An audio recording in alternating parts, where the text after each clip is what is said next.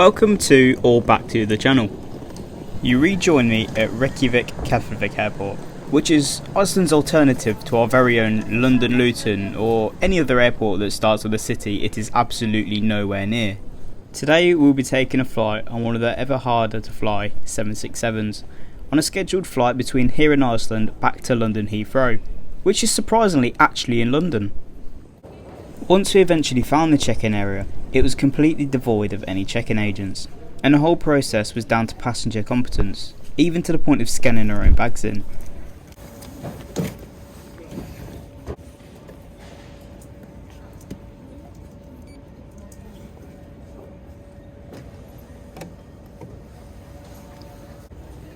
Having finally understood the concept of a self-check-in, I think this lady hits the nail on the head. If you would do this in the United States, it would be chaos. Though I think, in my most fair and honest opinion, most countries would struggle with anything you have to do yourself. Keflavik Airport offers a tax refund, however at the time we flew out it was not open. You must keep your receipts to be able to claim your tax back.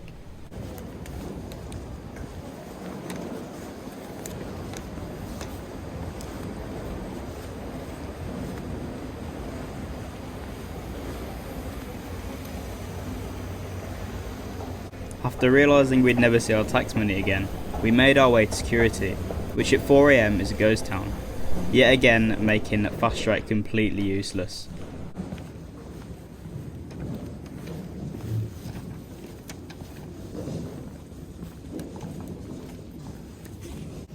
Having undergone our security checks, we made our way through the duty free section.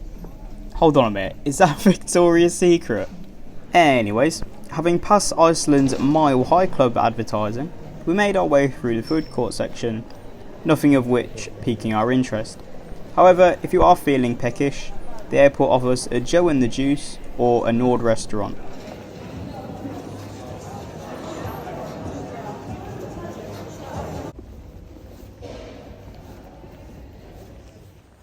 Having endured another one of Keflavik's excruciating corridors that are fit to replace Monza's pitch straight, we found ourselves at Icelandair's Saga lounge. Well, the stairs to it, as it was closed. The lounge opens from 5 AM to 5 PM, so we did what all rational people would do, and waited 15 minutes. Icelandair share the lounge with carriers such as Delta, Austrian, Finnair, United, British Airways, and Alaskan of all airlines, to fire off a few. Good morning. Good morning. Scan it if you need to. Thank you.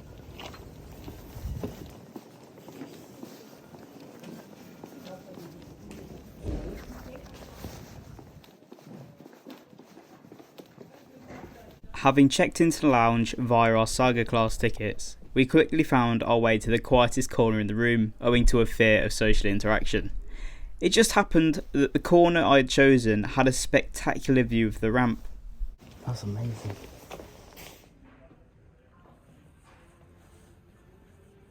I was particularly fascinated by this coffee machine that had a selection of drinks from espresso, hot chocolate and just plain old hot water. Not being a massive coffee enthusiast, I went for a hot chocolate.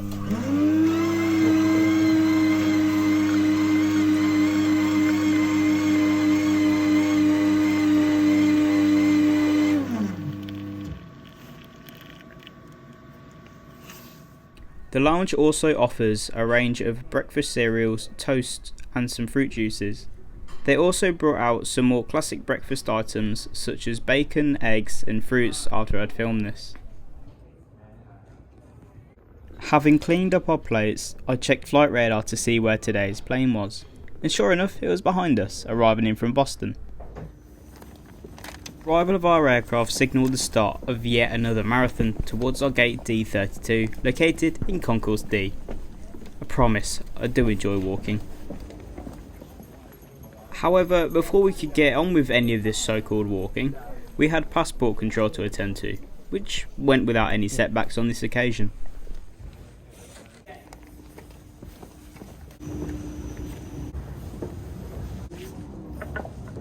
Upon entering the concourse, the first thing you're greeted with is the Iceland national team shop, which came as a huge delight as two Brits travelling through.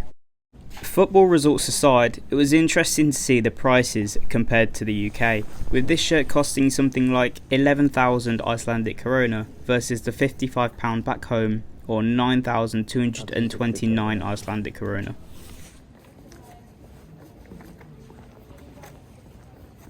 After realising the Midlands in me didn't want to pay £66 for a football shirt, we made our way to the gate, which will speed up because it's again very boring.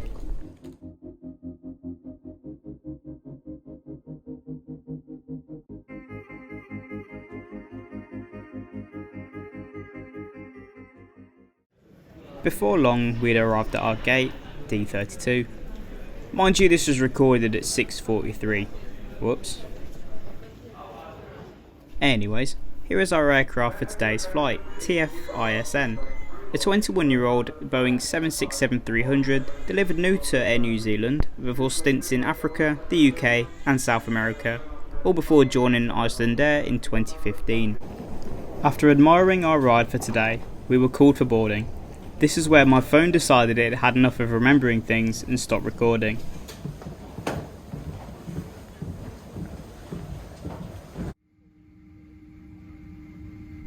You join us back inside Sierra November, more specifically Seat 4A, which is situated in the Saga class area laid out in a 767 standard 212 configuration. Talking of 767s, our right sister ship Sierra Oscar can be seen taxiing for departure for Paris. These two aircraft have been a common fixture together, sharing ramps with Air New Zealand all the way to fly Globespan, before being reunited in 2016 as Icelandair looked to increase capacity on more popular routes. After my brief history lesson, we started our pushback for what we'd hoped would have been our taxi to runway 10 for our departure to London.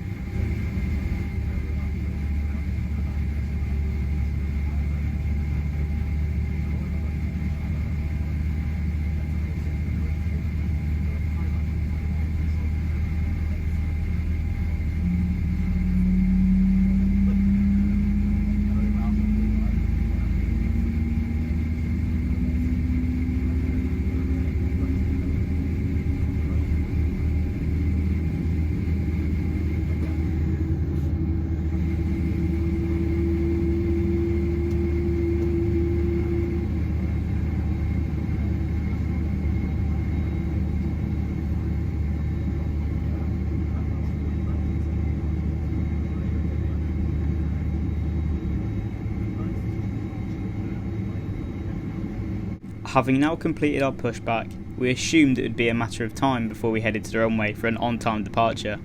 However, one of the pilots came over the PA and let us know this wouldn't be the case. Apologies for this delay on the departures. Just had a warning on one of the doors, cargo doors not being locked, so it is being locked at the moment, so we'll be continuing our journey in a minute or two. Thank you. Unfortunately, around 10 minutes later of waiting, we were on our way back to the stand for a complete engine shutdown so the ground staff could work on properly latching the cargo door.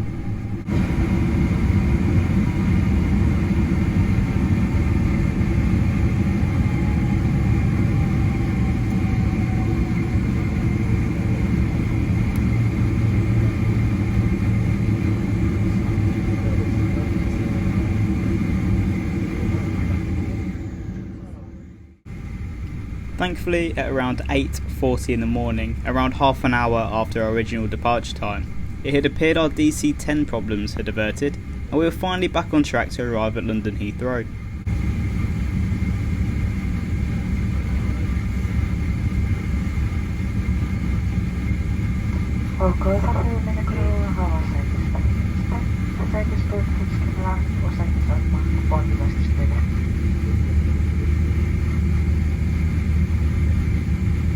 Okay, passengers, please fasten your seatbelt and make sure that your seatbelt footrest armrest and straight in the wrong lock position.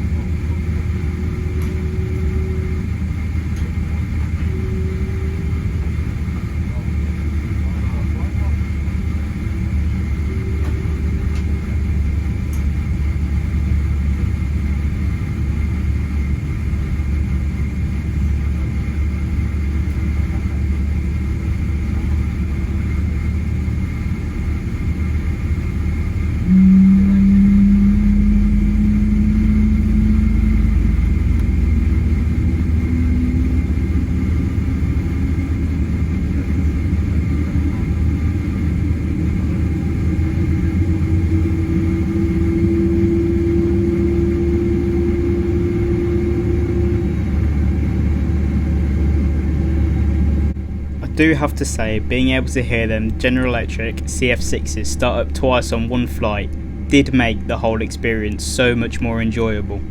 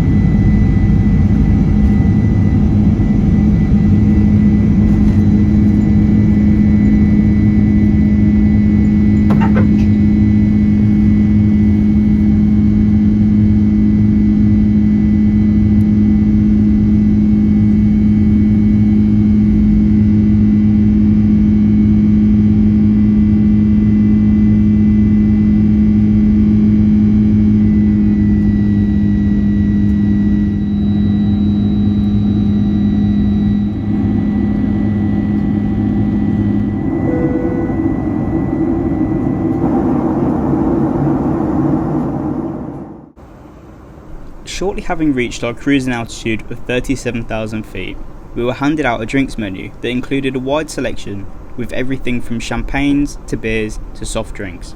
Feel free to pause the video to have a quick look through. I went with a can of Pepsi because, well, alcohol at 9 AM, really? Does it need explaining? Anyways, let's have a look around the seat, starting with the tray table, which I still haven't mastered unfolding.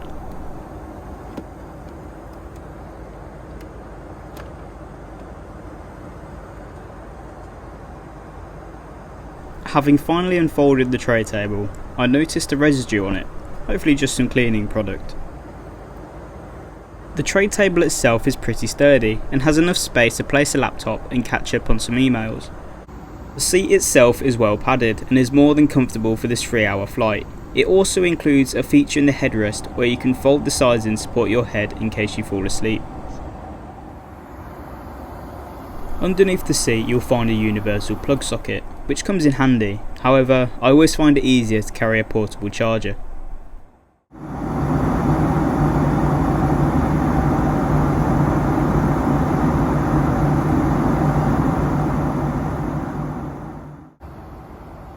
The IFE has some decent tilt for taller passengers, and even for my small height was easy to use. It also has some ports to the right hand side which correspond to the headphones you get given as you board. Not sure what these are for though. Icelandair have some pretty good taste when it comes to their IFE movies and films, with everything from thrillers to cartoons and even some recently released movies such as, at the time, Top Gun Maverick. They also have some pretty good Icelandic artists in their music selection, helping you explore more of their rich culture. However, I didn't manage to find Of Monsters and Men, which is definitely a letdown. I also found on their IFE an option called Transfer Passengers, which for Keflavik only showed you how you could get around their labyrinth corridors, which was a really nice touch, especially for people like myself who are, for lack of better words, scared of getting lost. The IFE also included onboard Wi-Fi, which was in fact not standardised across the fleet and had options for every type of aircraft. The connection worked well, but like most airlines it had its moments. Soon after I'd finished touring the IFE, it was time for our breakfast, which consisted of oatmeal, some breads A bowl of different cheeses mixed with salami, ham, tomatoes and olives, with the main dish being a tomato frittata with creamy mushrooms and potatoes.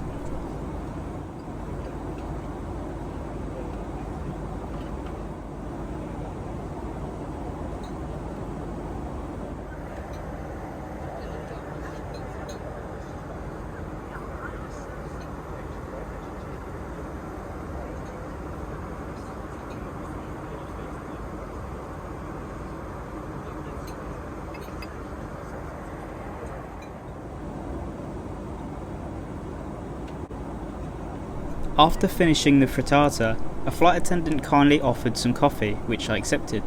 Even while I was not a huge coffee drinker, there was something about this coffee that was almost enjoyable.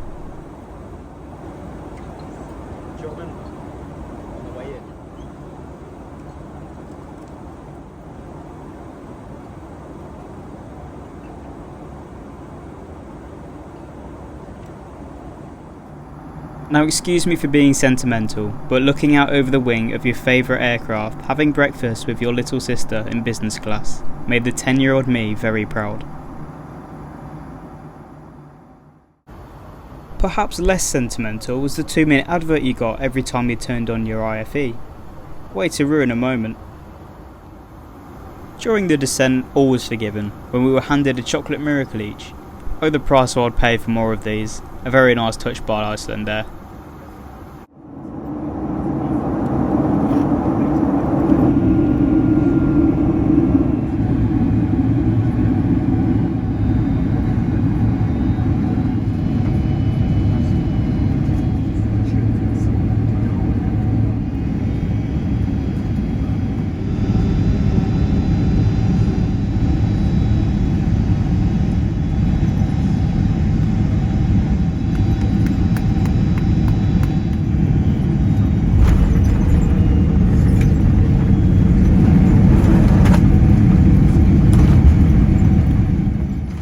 As quickly as we'd departed Keflavík, we'd arrived in Heathrow at a time of 11:28 UTC with an incurred delay of 33 minutes, which isn't bad considering we'd had almost an hour delay when we departed Keflavik.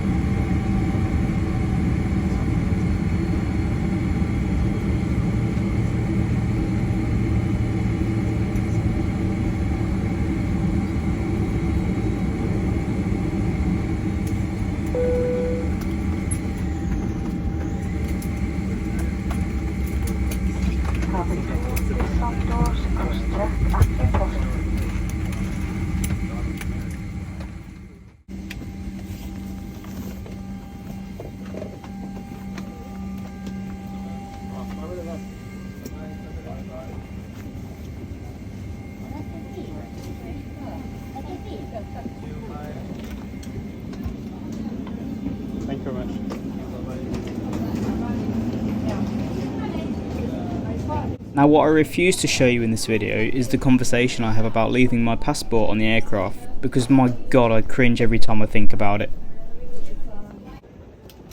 After clearing any kind of passport checks, still head in hands over forgetting my passport on the plane, we made our way to baggage reclaim, which I was finally trusted in carrying my own belongings. Anyways, here's some facts about today's flight. We paid £1,055 for 2 people for a return journey, the first part of which is already on my channel. If we do some simple maths, the flight comes out to £263 per person, which for a 3-hour business class flight is some pretty good spend, and comes in at a cost per mile of around 22p. This is only 8 pence more per mile than the flight I took with Tarum a few weeks prior. I would 100% recommend them if you wanted a couple nights in Iceland on a stopover to or from America. I cannot fault anything the airline did on our 2 trips with them, apart from not knowing how to close a cargo door. Where the hell did that come from? I was also taken back by how friendly the Icelandair attendants were, with the gate staff all the way to flight attendants, who made you feel very welcome whilst flying with them. Like always, thanks for stopping by, and I hope I've done enough to entice you into giving a like and subscribing.